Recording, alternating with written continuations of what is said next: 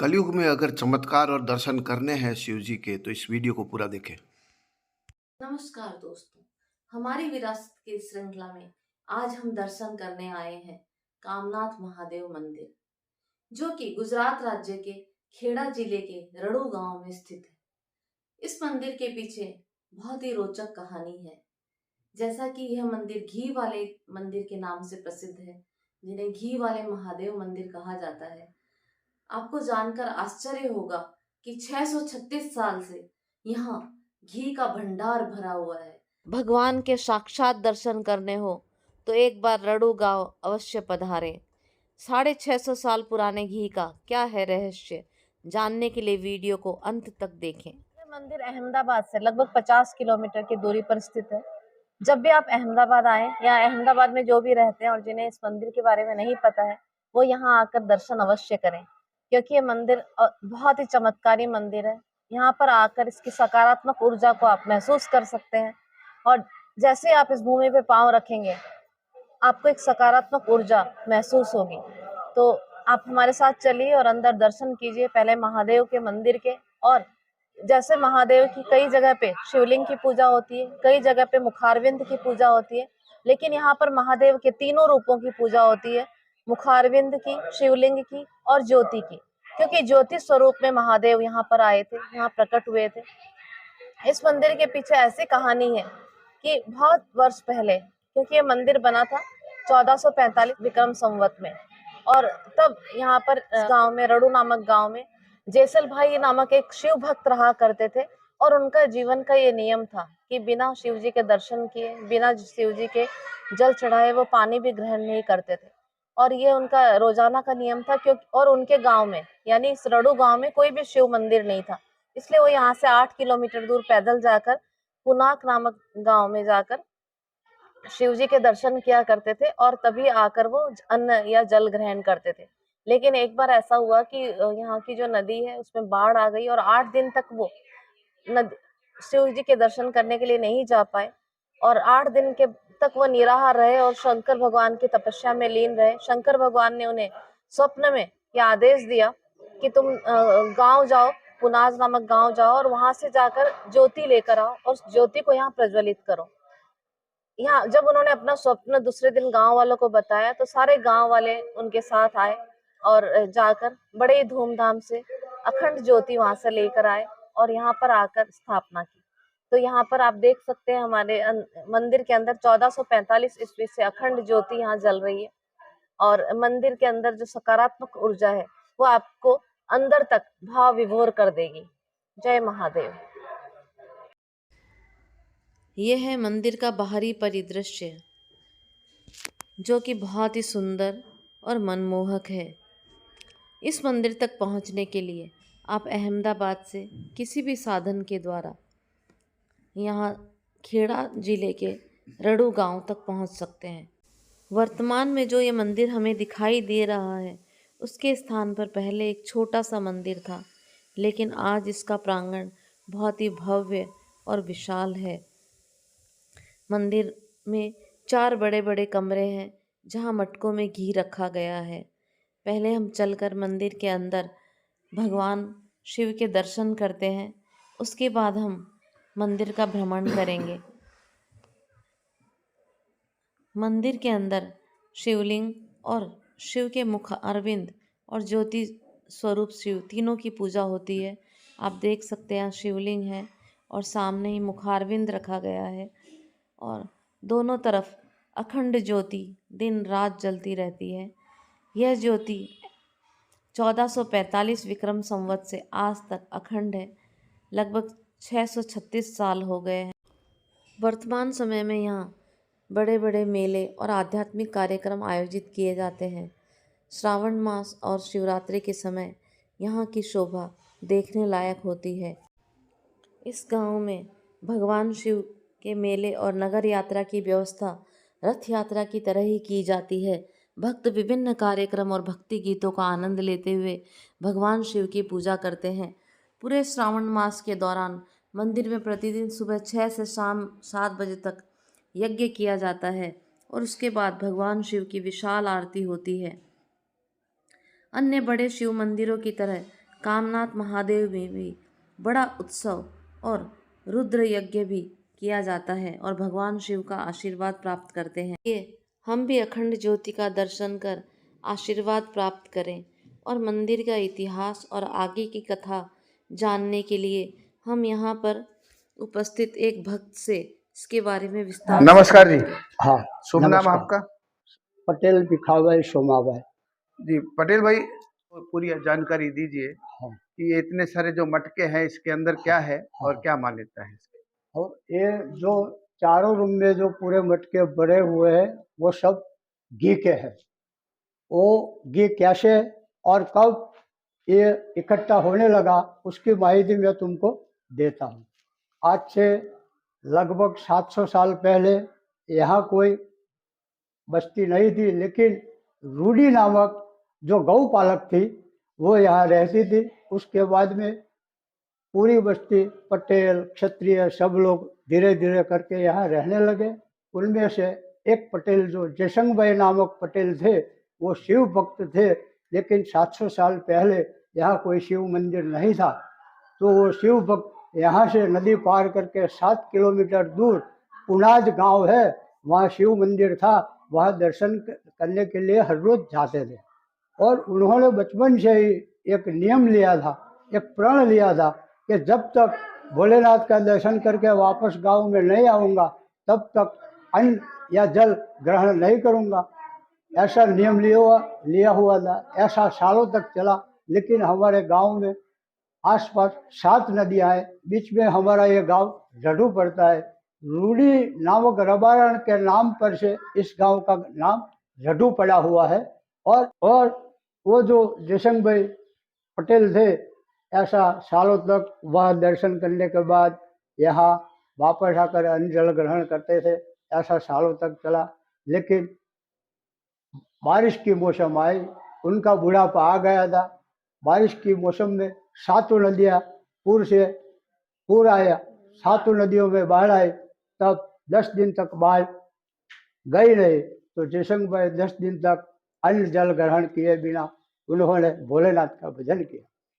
अब तब भोलेनाथ 10 दिन के बाद प्रसन्न होकर स्वप्न में आकर बोले कि बेटा अब तेरी उम्र हो गई है, तू यहाँ नहीं आ सकता, तो यहाँ आकर मेरी ज्योत जलाकर तेरे गांव में लेकर जा और यहाँ ये ज्योत प्रस्थापित करके उसकी सेवा पूजा करना। और भोलेनाथ ने एक शर्त रखी थी कि मैं ज्योत के तेरे पीछे पीछे आऊँगा, लेकिन तुम पीछे मुड़ के मत देखना। जहाँ तुम पीछे मुड़ के देखो वहाँ तुम मेरी ज्योत की स्थापना कर देना। इस स्वप्न के बाद जयसंग भाई ने गांव लोगों को की। अब वो दिन था, वो श्रावण वध बारिश का दिन था। बारिश की मौसम थी, बारिश ज़्यादा आ रही थी, पवन भी ज़्यादा आ रही थी। उस बारिश और पवन में गांव वाले सब ढोल नगारा बजा के वहाँ पुनाज गांव में गए और वहाँ से ज्योत पकटाकर दीप जलाकर महादेव जी दीप में समा गए और लेते लेते लेकर गांव की बागुर में आए। और दादा को शंका हुई कि महादेव जी मेरे पीछे आते हैं कि नहीं आते। पीछे मुड़ के देखा तो इस ज्योत जी। की स्थापना उसी स्थल पर हुई। और वो जो उस वक्त छोटा देवल बना हुआ था, लेकिन महादेव जी स्वयं आए थे, तो गांव लोगों ने नक्की किया कि अब शिवलिंग और मुखारविंद गणपति हनुमान जी की प्राण प्रतिष्ठा करनी पड़ेगी। तो उस वक्त 3 पटेलों ने, इस गांव के 3 पटेलों ने 900 चांदी के सिक्के खर्च करके ये देवल बनवाया था। और 15 चांदी के सिक्के बारोट जो अपने वंशावली लिखते हैं जी। उनको देकर उस चौपड़े में उसकी एंट्री बनवाई थी। वो आज भी मौजूद है। लेकिन अब ये ज्योति स्वरूप महादेव जी आ गए, ज्योत को प्रज्वलित रखनी पड़नी जरूरी है।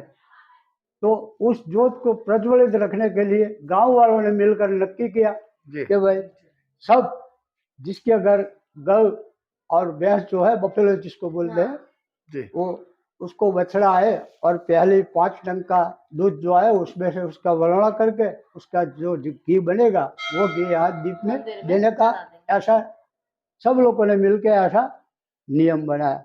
लेकिन हर रोज तो किसी के घर गाय बछड़ी नहीं आएगी, तो घी की कमी पड़ने लगी।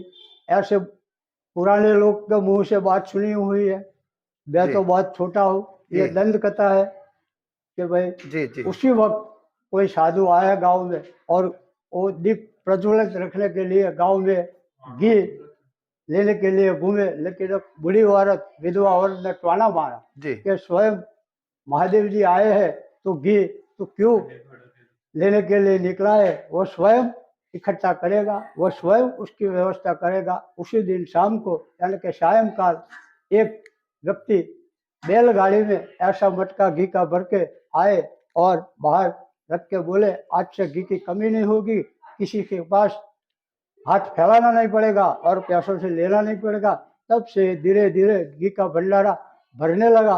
लोगों सब घी की मान्यता रखते हैं और उसके बदले में उनका काम होता है, वो लोग घी दीप स्वरूप लाते हैं।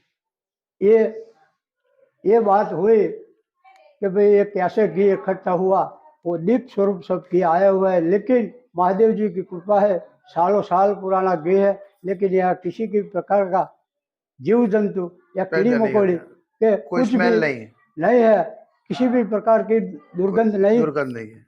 और पहले तो ये बात कम नहीं किया हुआ था, 1995 में 300 मटके भर गए। उसके बाद ये पहला रूम बनाया था। सब पहले तो खुले में घी रहता था, फिर भी कुत्ता बिल्ली और कीड़ी मकोड़ी नहीं आती थी। और 1995 में जब ये रूम भर गया तो गांव वालों ने सोचा कि अब ये घी का क्या करें। तो दीप के सिवाय किसी इसका यूज नहीं होता था। जी तो गांव वालों ने, यहाँ बाजू में संतराम मंदिर है, यहाँ सिद्ध योगी पुरुष गादी पर बैठे थे गद्दी पर, जी तो उनको अर्ज किया कि बाप जी तुम महादेव जी की रजा लो। अब रजा तो महादेव जी तो स्वयं बात नहीं करेंगे, लेकिन चिट्ठी द्वारा चिट्ठी लिख कर के उसका क्या यूज करे, यज्ञ में यूज करे हाँ या ना, ऐसी चिट्ठी लिखी। तो महादेव जी ने सिर्फ 1 महीना श्रावण मास में अखंड यज्ञ करने का रजा दिया। वो यज्ञ सुबह की आरती से शाम की आरती तक चलता है और 1 मास के अंदर 200 से 250 मन की युद्ध होता था। और हर तीसरे साल यानी कि अधिक मास आता है, उसमें भी जलाधारी से यज्ञ होता था। ऐसा करके आज उस यज्ञ को 24 साल हो गया। 24 साल में लगभग 5 या 6 हजार मन की यूज हो गया। 700 साल से हर रोज 2 4 और धीरे धीरे करके 5-6 किलो का घी का उपयोग ये दीप और दूसरी भी ज्योति जल रही है उसमें होता है। तुम गिनती करो कितना किलो घी यूज हो गया। एक रूम भरा था, यज्ञ में यूज हो गया, तो उसके बाद और 3 भंडार रूम भरते ही भर गए। गए।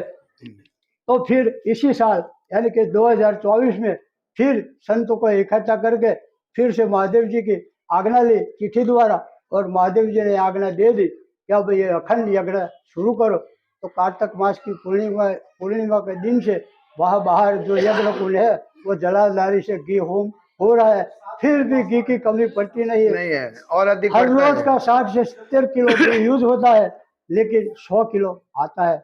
इतनी मन्नत महादेव जी लोगों की पूरी करते हैं और मन्नत के बदले में ये दीप स्वरूप सब घी आता है।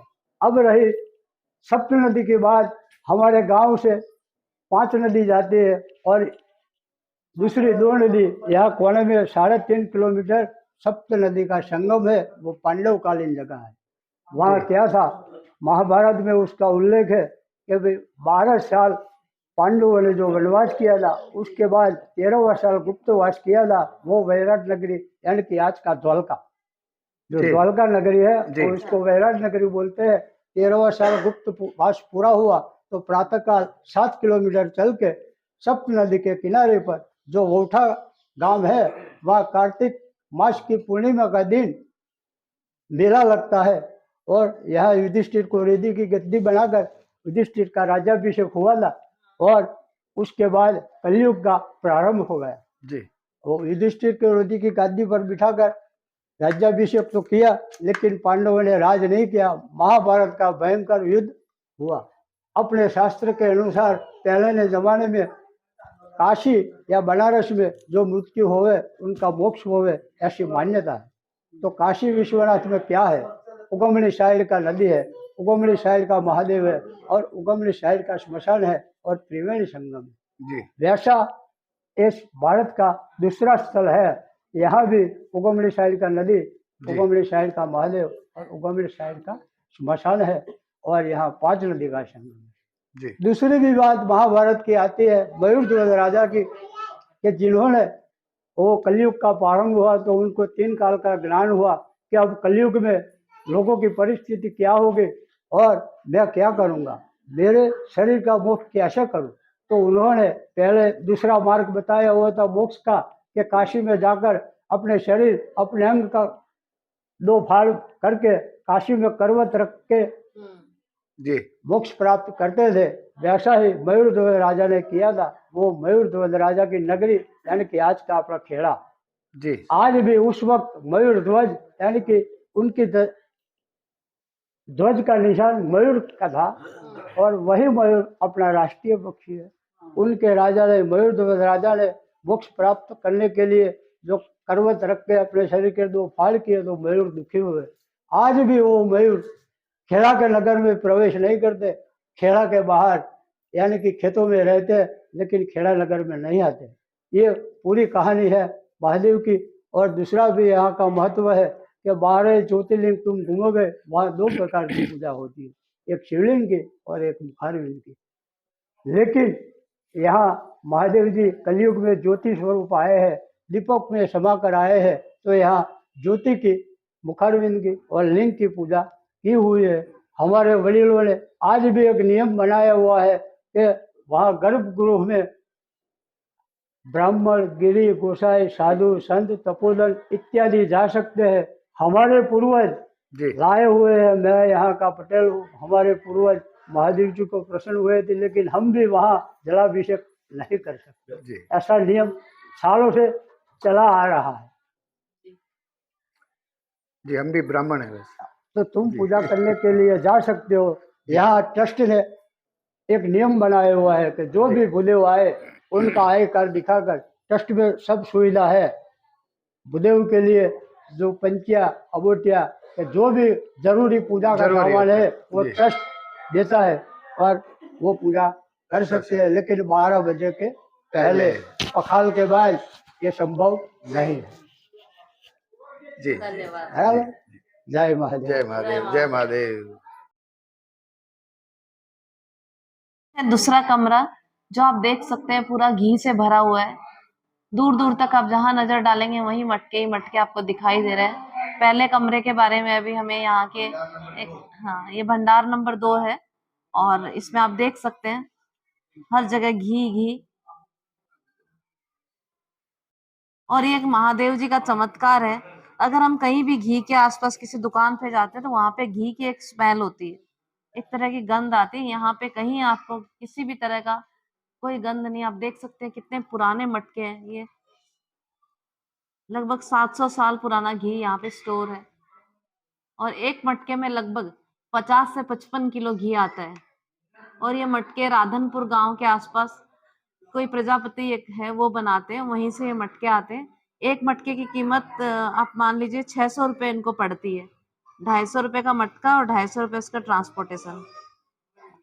अब हम देखते हैं तीसरा कमरा, तीसरा भंडार घर। ये भंडार नंबर 3 है, आप देख सकते हैं यहाँ पे तीसरा कमरा। आप दृष्टि डालेंगे दूर दूर तक तो चारों तरफ घी घी आपको दिखाई देगा।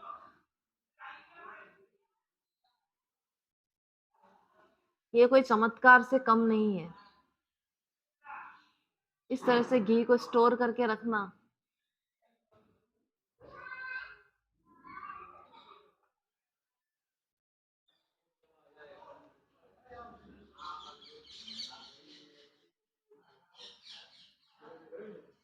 और गुजरात में जितनी गर्मी होती है उस हिसाब से अगर हम देखें तो सारा घी पिघल जाना चाहिए, लेकिन यहाँ पर घी पूरा जमा हुआ रहता है। किसी भी तरीके से घी आप देखिए किस तरह घी जमा हुआ है बिल्कुल।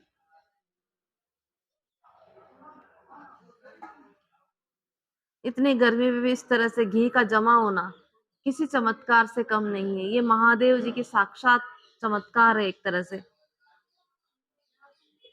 इस तरह से सेल्फ बनाए गए हैं और सारे सेल्फ में आप देखेंगे नीचे सेल्फ 1, सेल्फ 2 और सेल्फ 3। इस तरह से पूरे कमरे में सेल्फ बनाए गए हैं जहाँ पे इन्होंने मटके रखे हैं। चौथे नंबर भंडार घर है ये।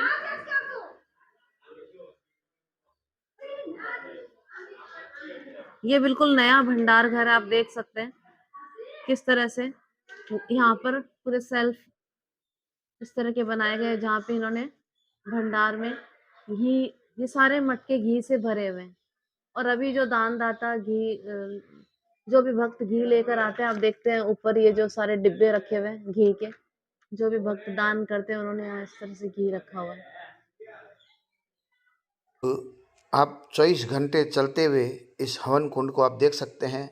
यहाँ पर 24 घंटे ये घी की धारा अभिषेक के रूप में हवन में चलती रहती है। आप घी की एक एक बूंद टपकती हुई देख सकते हैं।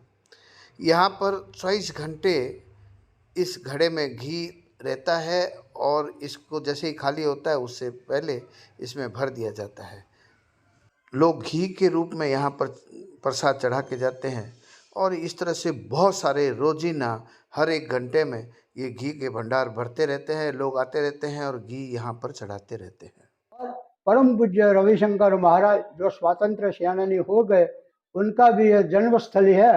उनका मौसाल यहाँ था जी। और उनका भी जन्म यहाँ हुआ था, इसलिए उनके नाम का अन्न क्षेत्र भी यहाँ भोजन भंडारा भी हम उनकी स्मृति के लिए चला रहे हैं। अन्न क्षेत्र का भंडारे में ये सब तैयारियां हो रही है। ये जो है लाडू के लिए गेहूं के जो लड्डू बनते हैं प्रसाद के रूप में, उसकी तैयारियां चल रही है। और ये सेवा कार्य जो है यही गांव के लोग करते हैं। और ये देखिए खाना बना हुआ तैयार है, लोगों ने खा लिया है, बहुत सारे लोगों ने। कुछ एक लोग अभी भी खाना खा रहे हैं, वो भी आप देख सकेंगे। तो यहाँ पर दरबार, राजपूत और पटेल लोग और अन्य जाति के लोग भी यहाँ सेवा बहुत अति करते रहते हैं। प्रसाद ग्रहण करते हुए भक्त